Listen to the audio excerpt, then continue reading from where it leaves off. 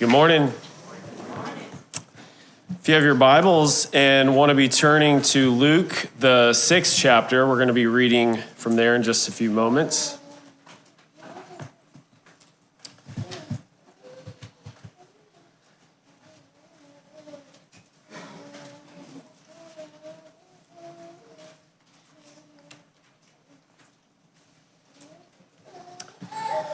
The temperatures are starting to drop here in Tennessee, and that means that hunting season is just around the corner. And if I had to guess, I would say there are probably some in our number that have already gotten out and done some hunting.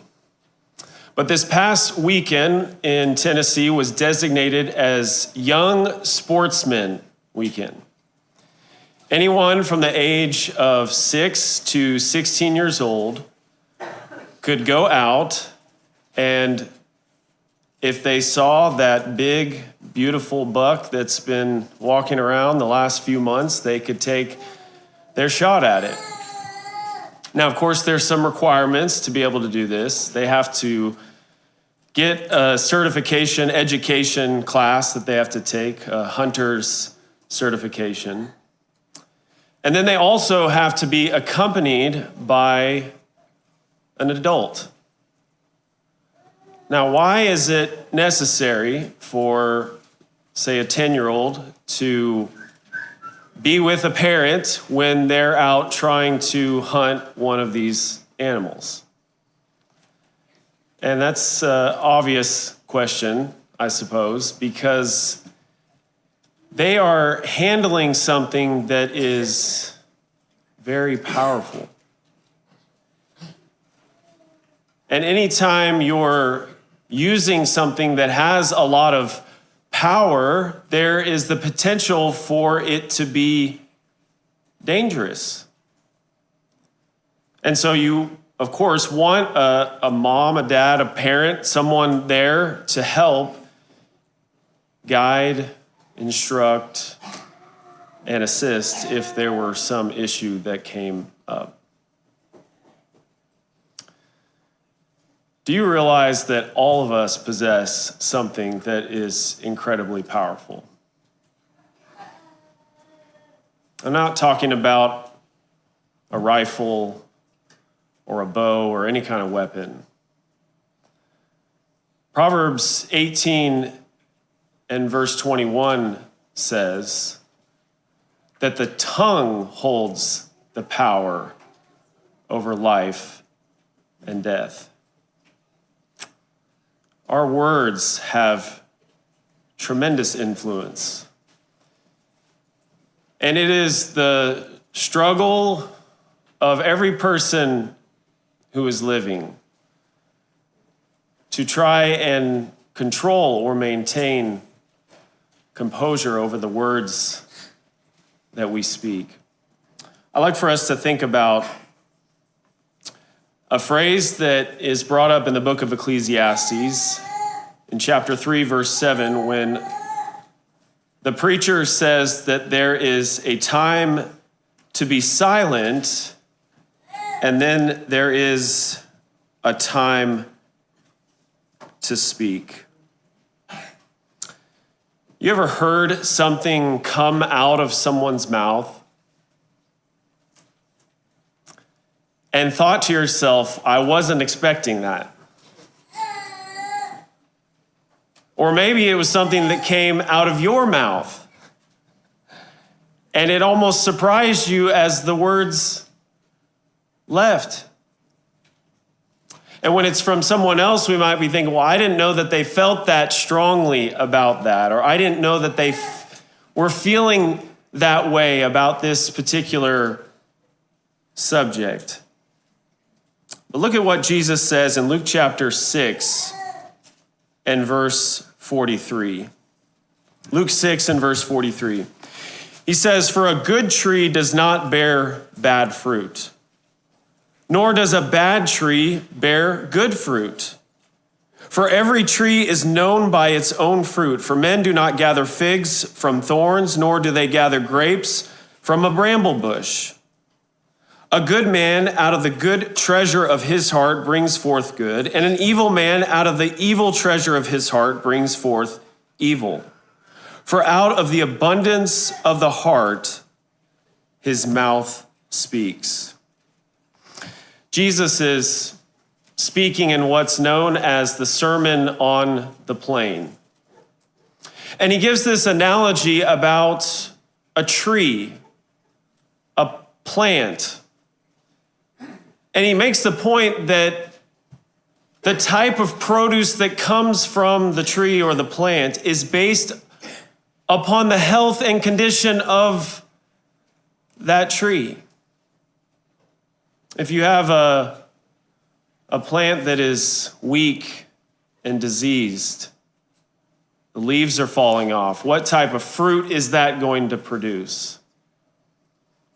You've got a tree that is strong and sturdy. Its roots are planted down deep. What type of fruit is that going to bring forth? And he makes his point in verse 45. He says that the mouth speaks and brings forth what is already in the heart. Our words reveal what's inside of us. The mouth is like a thermometer. Many of us checked to see what the temperature outside was before we came this morning. Is it time for the sweater, or am I going to be too hot if I wear that? The thermometer is giving us insight about the conditions outside or in the oven, in another place. And the mouth does the same thing. It reveals the temperature of the heart, the condition, the feelings, the sentiments that are rooted deep down inside of us. And that's why what Paul says in Colossians chapter 3 and verse 16 is so helpful. He said, "Let the word of Christ dwell in you richly, teaching and admonishing one another in wisdom, singing psalms and hymns and spiritual songs with thankfulness in your hearts to God." The end place that we want to be is expressing thankfulness to God. But notice where we have to start. We've got to let the word of Christ dwell in our hearts. That our hearts are filled with God's truth, with Christ's message, that's been imprinted on our minds. And once that is filling us up, or filling up our souls, only then can we pour forth praise and gratitude and teaching and admonishing others in a godly way. What fills our heart is what comes out of our mouths. One night after dinner, we went to Handel's for ice cream. You been there? They got a couple of locations, one in Nashville, one up in Hendersonville. I've only been a few times, but every time it seems like the line is out the door. There's always a wait. And I couldn't figure out why that was. Are they understaffed? They're not trained? The ice cream is too hard? What is taking so long to get to the front? When we finally got up to the counter, I realized what was going on. They have 48 flavors to choose from. People are standing there paralyzed, trying to decide. The young lady taking our order asked my kids the craziest question. She said, "Would you like to try any of these?" I thought, we're going to be here all night.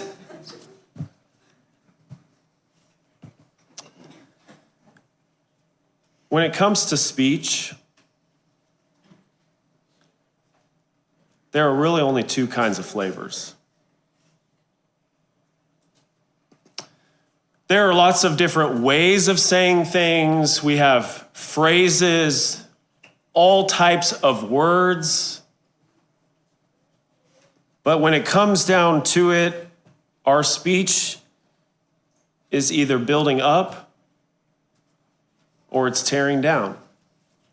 In Ephesians chapter 4 and verse 29, Paul talks about words that tear down or build up. Ephesians chapter 4 and verse 29. He says, "Let no corrupt word proceed out of your mouth, but what is good for necessary edification, that it may impart grace to the hearers." Corrupt words. Words that are unwholesome. Words that tear down. You ever found something that was corrupt in the back of the fridge? Starts to get that fuzz that grows on the top of it. It's got a certain smell that it gives off. Now, what happens if you take something that is corrupt, or maybe it's not clear, maybe you didn't know, you put that into your mouth? There's an immediate reaction. Or if it goes all the way in to your stomach, it can cause you to become sick. Corrupting words have an impact on the hearers. They have an effect. And they can cause a negative or spoiling effect on those who hear them. So when it's time to speak, we need to think about the words that are coming out. What about the content of what we say? What is the types of language or words that we use? Think about vulgar language. These are words that are crude or profane. Sometimes we refer to them as curse words or strong words. I think one of the easiest ways of thinking about this, instead of coming up with a list of words that we can or can't say, just thinking in terms of consistency. Are there certain types of words that we only use around our friends? Or when we're with the guys, or it's the weekend, or we're having a good time, or maybe when we're really upset? I always hate when they zoom in on the coach and they show a replay in slow motion of the coach getting upset. Now it's usually, or almost always, it's muted, so you can't hear what he's saying, but he's mouthing his frustrations using all kinds of words.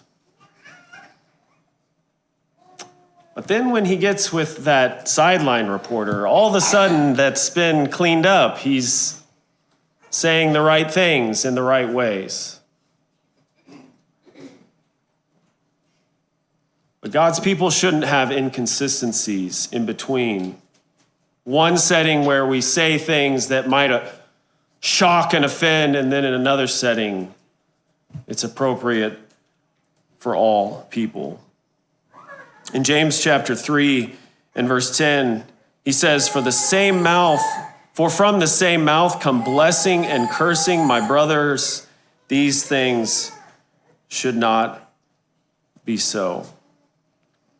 Vulgar language is not just bad words. It could be joking about something that is meant to be regarded as holy or private, or There should be some type of sanctity associated with it. And yet the world has turned it into just regular, ordinary content to throw out to gain laughs and likes from others. And can I just say that speech in our world is more than just words coming out of the mouth? Every time we send a text message or we repost a meme, that is a form of our speech. We're saying something to others, and so we need to be careful what we're putting out there. Or what about our intent?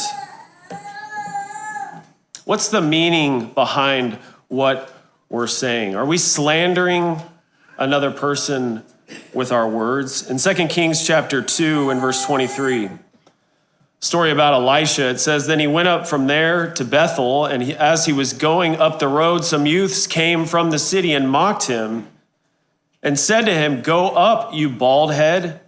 Go up, you bald head.'" Elisha has just lost his teacher, his mentor.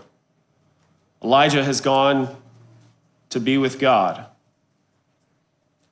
And as he's making his way into Bethel, which would have been a place of worship, he's met by these youths, these young men who come out and begin to insult him.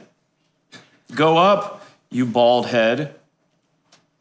But it's more than just an attack on his appearance. It seems as if they are making a comparison to where Elijah has just gone. He's been taken up. He's gone away. And so they're saying, "Why don't you go up? Why don't you get out of here and be gone?" They are rooting for his removal. If you read the rest of the story, you know that didn't work out too well for them, mocking one of God's prophets. But slander is saying something false or damaging about someone else. It could be criticizing their appearance or something that they've said or done. When we slander others, we're often employing some type of exaggeration. We say things like, "They're always late," or "They never get it right." And so we're overstating some type of flaw in the person when we tear them down. It's important to remember that we live in a world where it has become completely normal to slander teachers, bosses, politicians, complete strangers on the internet. And so we need to be careful about our intent and what we're saying about those around us. Ephesians 4:29, "Let no corrupting talk come out of your mouth." When we speak, our words should build up, not tear down. And then what about the tone in which we speak to others? An example of this might be sarcasm. Anyone in here a little sarcastic? Sarcasm is a way of using irony to say one thing when the speaker actually means something else. So for example, if I come out of class and someone asks me, "How did it go?" and I say, "Oh, it was great," when I really thought it was incredibly boring, then I am misrepresenting my actual feelings with my words. And you might say, "Well, what's wrong with that?" It's a form of making a joke, and even biblical writers use sarcasm. Elijah and the prophets of Baal, there's a little sarcasm going on there. Paul in 1 Corinthians chapter 4 is using some exaggeration. But what was their motive in that? What was their intent? It was to help people draw closer to God, to get them to open their eyes or see the condition of their situation. In Proverbs chapter 26 and verse 18, it says, like a madman who throws firebrands, arrows, and death is the man who deceives his neighbor and says, I was only joking. We find ourselves having to qualify things. I was being sarcastic. It's sort of a cop-out for words that are insensitive and harsh. And so we need to be careful about speech that tears down and belittles and hurts others. Because eventually our family, our friends, those around us are picking up on that negative undertone, that tone that we're using in how we speak.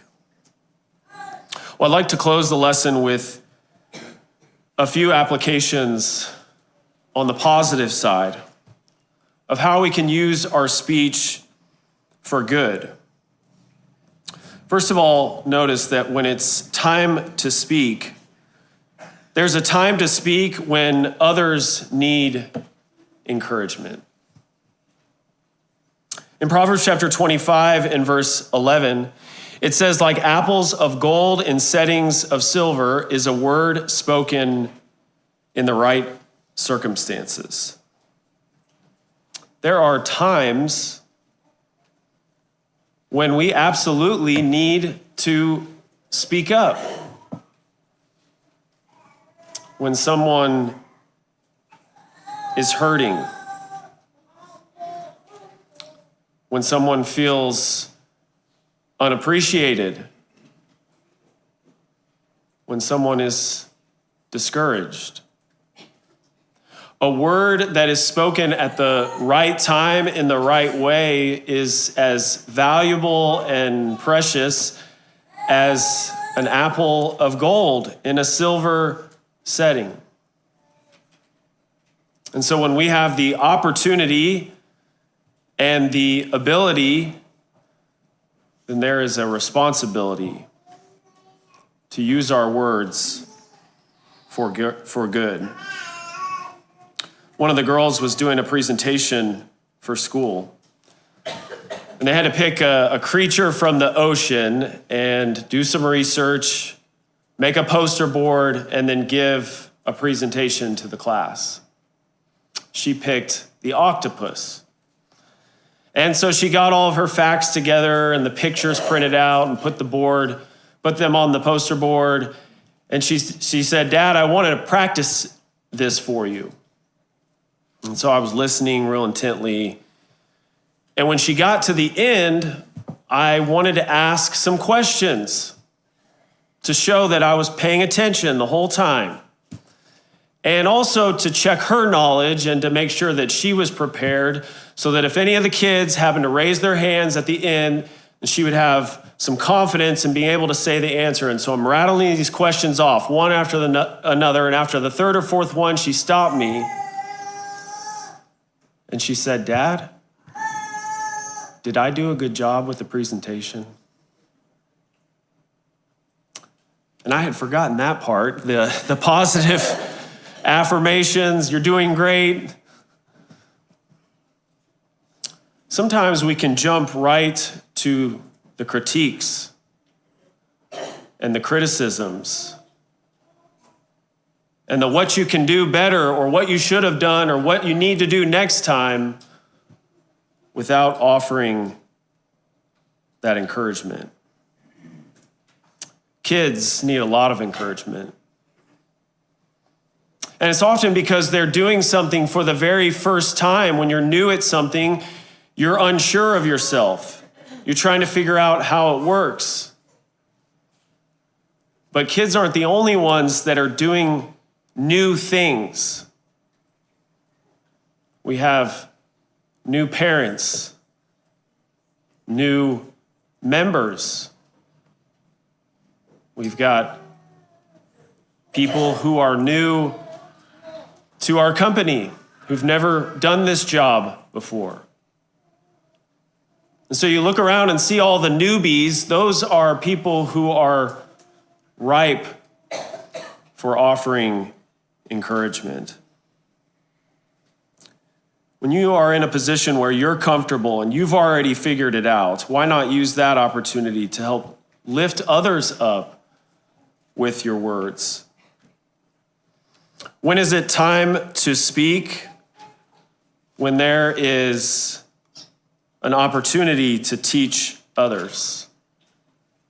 We can use our words in a positive way when we teach and instruct those around us. In Titus chapter 2 and verse 3, Paul writes that older women likewise are to be reverent in behavior, not slanderers or slaves to much wine. They are to teach what is good, and so train the young women to love their husbands and children, to be self-controlled, pure, working at home, kind, and submissive to their own husbands, that the word of God may not be reviled. So Paul is writing to this young minister, Timothy, and he's teaching him some of the things that are important for his ministry, to be working with these older women, to teach the older women these things.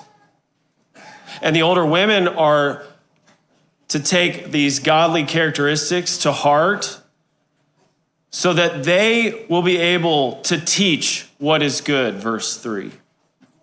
And also to teach the younger women. And the younger women are in a position of influence. They are going to be teaching their children. And what do godly, well-loved children do when they go out into their areas of influence? They teach their peers, their friends, those around them. And so the point is that all of us have opportunities to teach. If we look around us, there are situations where we could offer perspective and guidance and help. I think one of the hard things about our culture is that with all the technology, Google and chat have sort of replaced the need for teaching in a lot of ways. If we need an answer or instruction, we just go to the phone. But there is still a need. And there's no replacement for when another person is reaching out and offering perspective and guidance. When I was in college, there was a family that had 3 small boys. And one weekend, they invited us over to their house and they served us lunch. And a few weeks later, they asked us to go out to dinner with them. And then in the spring, they invited us to come to their son's baseball game. I was trying to figure this out. I'm thinking, they must think we're like really good with kids, or we could be like a role model for their boys. But every time we were together, whether it was in their home or in a restaurant or at the ball field, they were talking. They were asking, they were teaching, they were explaining, they were sharing their wisdom, their life perspective with us. And what it taught me was that teaching others requires our time. We have to be willing to spend time with other people. And when we do that, that's when the opportunities to teach will flow naturally. And finally, when is it time to speak?